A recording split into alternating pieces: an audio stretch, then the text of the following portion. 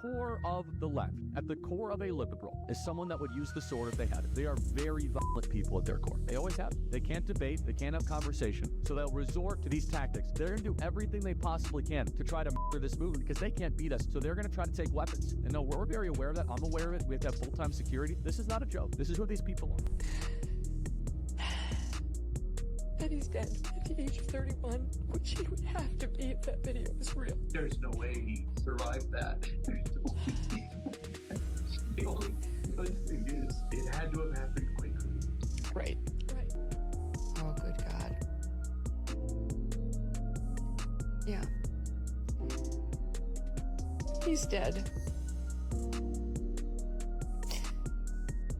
It's official. Guys, tonight's story is one of the most shocking, heartbreaking, and politically charged tragedies we've ever had to cover on this channel, and it all starts with Megyn Kelly breaking down in tears as she revealed disturbing new details about why 22-year-old Tyler Robinson allegedly assassinated conservative activist Charlie Kirk in cold blood. This isn't just another headline, it's a devastating unraveling of hidden motives, family secrets, and chilling evidence that paints a picture more terrifying than anything we've seen in years. But before we dive in, do me a favor, hit that like button, subscribe to the channel, and turn on notifications because what I'm about to share with you will leave you speechless, and you won't want to miss the updates we'll keep bringing as this case continues to explode in the national spotlight. Video that they released last night, we talked about it in great detail on Morning Update, AM Update, but we don't do video on that show. And I'll show it to you here. The video that was released by the law enforcement last night, and I think to my team this is video 2.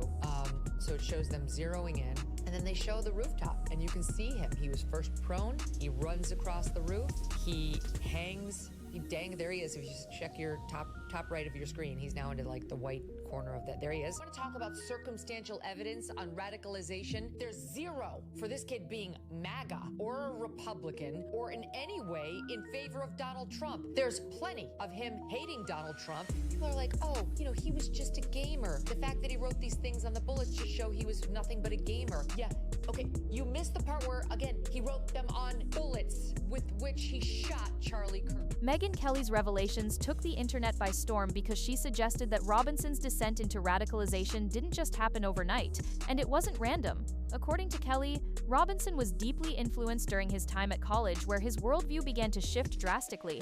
What makes this detail explosive is that she tied his transformation directly to ideological indoctrination, which allegedly fueled the hatred building inside him. Kelly claimed that far from being a quiet gamer with no political leanings, Robinson became obsessed with leftist ideology and anti-conservative rhetoric, and this didn't happen in isolation.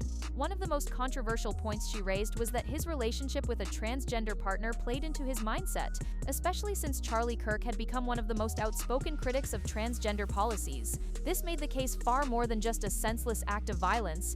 It positioned Robinson's actions as deliberate, targeted, and driven by ideology. Kelly's tone was raw and emotional as she connected the dots that investigators themselves were hesitant to say out loud. You should all know this. If you thought that my husband's mission was powerful before, you have no idea. You have no idea what you just have unleashed across this entire country and this world. You have no idea. You have no idea the fire that you have ignited within this wife. The cries of this widow will echo around the world like a battle cry. To everyone listening tonight across America, the movement my husband built will not die. It won't. I refuse to let that happen. It will not die. All of us will refuse to let that happen. No one will ever forget my husband's name, and I will make sure of it. It will become stronger, bolder, louder, and greater than ever. My husband's mission will not end, not even for a moment. And one of Charlie's greatest talents was his ability, this phenomenal ability to choose great people to follow. And it was this willingness to expose uncomfortable truths that set her breakdown apart from other commentary.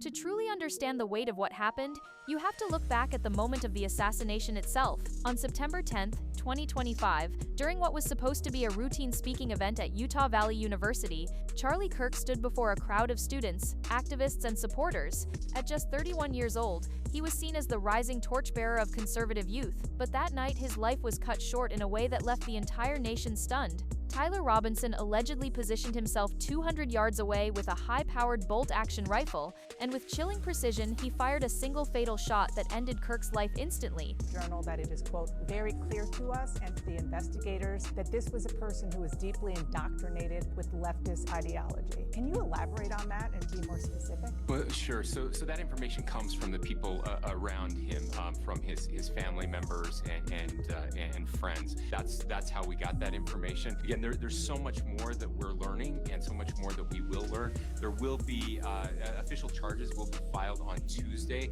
and there will be much more evidence and information available then. And again, we're interviewing all kinds of people, everyone that knows him, and trying to learn more about what that motive actually was. I want today to be about anything other than you guys knowing that Charlie really was an amazing person. You know, he was like, we were really close, and he was my best friend and my brother, and I will never unsee the footage of what I saw. Candace Owens, who previously worked with Charlie Kirk at Turning Point USA, had her YouTube live stream freeze tonight because more than 115,000 viewers tuned in. The act was carried out so methodically, so coldly, that it sent shivers through even the most hardened investigators. The sheer distance, the planning required, and the accuracy of the shot underscored that this was no spontaneous outburst but an orchestrated attack. When the news broke, disbelief rippled across the country because Kirk was not just a political figure, he was a cultural voice, someone who had built an empire of influence among young conservatives, and his death was more than personal,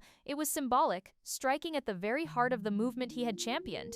Kelly didn't hold back when it came to analyzing Robinson's political leanings, and this is where the case grew even more disturbing. She emphasized that while many tried to dismiss Robinson as apolitical or just another troubled young man, the evidence didn't support that narrative. In fact, Kelly highlighted that there was no indication Robinson was MAGA or Republican, but there was overwhelming evidence of his hostility toward Donald Trump, conservative ideology, and figures like Charlie Kirk. Robinson's radicalization wasn't about drifting to the right, it was about an intensifying hatred of the right. That detail matters because it reframes the story from being about random violence to one about targeted political hatred.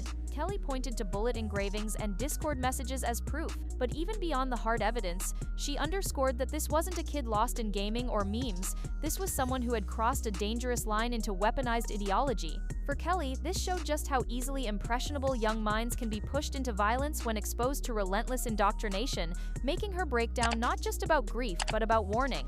But one of the strangest parts of this story came from a resurfaced video clip showing Robinson receiving his scholarship notification.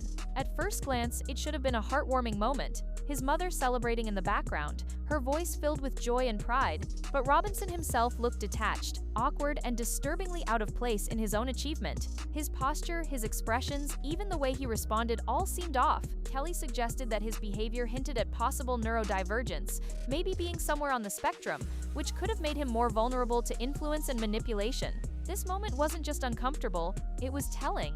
The video painted the picture of a young man who never seemed fully connected to the world around him, someone who could be easily swept up in radical ideologies. For Kelly, this clip was symbolic of Robinson's larger journey, a boy celebrated by his family, yet isolated within himself, and later driven into the arms of destructive influences. Watching it with hindsight was haunting because it was no longer just a scholarship celebration, it was a red flag waving in plain sight. Then came the revelation that added gasoline to the fire. Utah Governor Spencer Cox confirmed Robinson had been in a romantic relationship with his roommate, who was a biological male transitioning to female. This detail immediately took center stage because it created a direct link between Robinson's personal life and Charlie Kirk's outspoken opposition to transgender policies. Investigators and commentators alike saw it as a critical piece of the motive puzzle. While the roommate reportedly had no knowledge of Robinson's plan and fully cooperated with authorities, the relationship itself highlighted how personal this ideological battle may have felt to Robinson. According to Governor Cox, those closest to him described Robinson as someone deeply immersed in leftist ideology, making the timing and nature of this relationship far from coincidental. For many, it solidified the argument that Robinson wasn't just lashing out at random, he was striking at someone who represented everything he despised and everything he felt threatened his own identity. The revelation left the public divided, with some insisting it was irrelevant, and others convinced it was the missing link in understanding Robinson's rage. Discord messages obtained by investigators painted an even darker picture. These weren't just random rants or idle threats. They were step-by-step blueprints of a premeditated assassination. Robinson allegedly discussed retrieving the rifle from a hidden drop point, leaving it wrapped in a towel inside a bush, and visually monitoring the area before the shooting. These communications revealed not just intent, but methodical planning, the kind of chilling preparation that makes it impossible to argue this was anything but deliberate. Authorities confirmed that Robinson had sent these messages to a close friend and even to his roommate, though the roommate maintained they had no knowledge of the plot. The level of detail in these messages stripped away any lingering doubt about his state of mind. This wasn't a mental breakdown, it was an operation.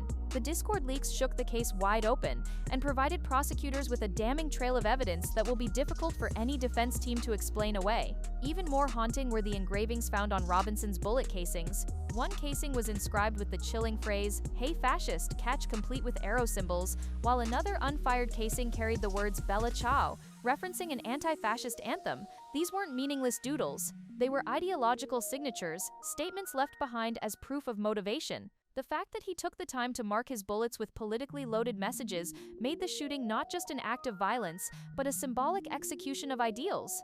Kelly stressed how important these details were because they turned the case from speculation about motive into undeniable evidence of political hatred. For investigators, it was the smoking gun, the clear sign that Robinson saw this act as more than murder. It was a message, and that made it all the more terrifying. Surveillance footage pieced together Robinson's movements with a timeline so precise it almost felt like a movie script. At 11:50 a.m., he was first spotted on campus surveillance. By 12:15, he entered the building. At 12:17, he climbed onto the roof. At 12:22, he lay prone in shooting position. At 12:23, he fired the fatal shot. At 12:24, he escaped by jumping off the roof. The footage even showed him walking with a limp while concealing the rifle, a limp that disappeared once he was in position, further proving how calculated his movements were. Investigators later confirmed they had collected his handprints from the roof and stairwell, adding to the mountain of forensic evidence. What stunned the public even more was how quickly he was caught, just 33 hours later. With the help of over 11,000 public tips, the FBI tracked Robinson to his family's $600,000 six-bedroom home in Washington, Utah, where he was still wearing clothes matching the surveillance images. The speed and precision of the arrest became a case study in law enforcement efficiency, but it didn't lessen the heartbreak of what had already been lost. As the nation mourned, one of the most powerful moments came from Charlie Kirk's widow, Erica, who made her first public statement with tears in her eyes but fire in her voice. She declared that her husband's mission would not die, that his name would never be forgotten, and that the movement he built would grow stronger, bolder, and louder than ever before. Her vow was both heartbreaking and inspiring, turning personal grief into a public rallying cry. But disturbingly, even in her moment of pain, trolls on TikTok accused her of faking her tears, mocking her authenticity. The cruelty of such reactions only highlighted how divided and toxic the online space has become. Yet Erica's words echoed like a battle cry, refusing to let her husband's death silence the cause he had championed. For many, it was the spark that turned grief into resolve, ensuring that Kirk's legacy would outlive his killer. The tragedy felt even heavier when an old video resurfaced showing Charlie Kirk himself predicting this kind of violence. In the clip, Kirk warned that his opponents were inherently violent, incapable of debate, and would eventually resort to tactics like assassination. He even admitted that he needed full-time security because he knew the threats were real. Watching that video after his death was chilling, like hearing a prophecy fulfilled. It revealed a man fully aware of the dangers he faced, yet determined to continue anyway. The heartbreak was compounded when Candace Owens, usually so composed, broke down live on her show. She called Charlie her best friend and brother, sharing personal Instagram stories of them laughing, singing, and enjoying life together. Her grief was raw and unfiltered, freezing her live stream as over 115,000 viewers flooded in. Seeing someone as strong as Candace crumble underscored just how deep this wound cut across their circle. And then, in one of the most surprising moments of her career, Megyn Kelly herself broke down in tears live on air. This wasn't just a journalist reporting the news, it was a human being grieving the senseless loss of someone she respected. She admitted there was no way Kirk survived the fatal shot and expressed some small comfort that it may have been quick. Watching her cry drove home the reality of this tragedy in a way facts alone never could. When even seasoned anchors lose composure, you know the pain is unbearable. As the nation watched, political leaders made their stance clear. Both Utah Governor Spencer Cox and former President Donald Trump called for the death penalty, with Trump bluntly stating, "I hope he gets the death penalty. Charlie Kirk was the finest person. He didn't deserve this." Those words captured the anger, the outrage, and the collective demand for justice. In the end, what began as a single bullet has now ignited a nationwide reckoning, not only about ideology and politics, but about the fragility of life in a world that feels increasingly on edge.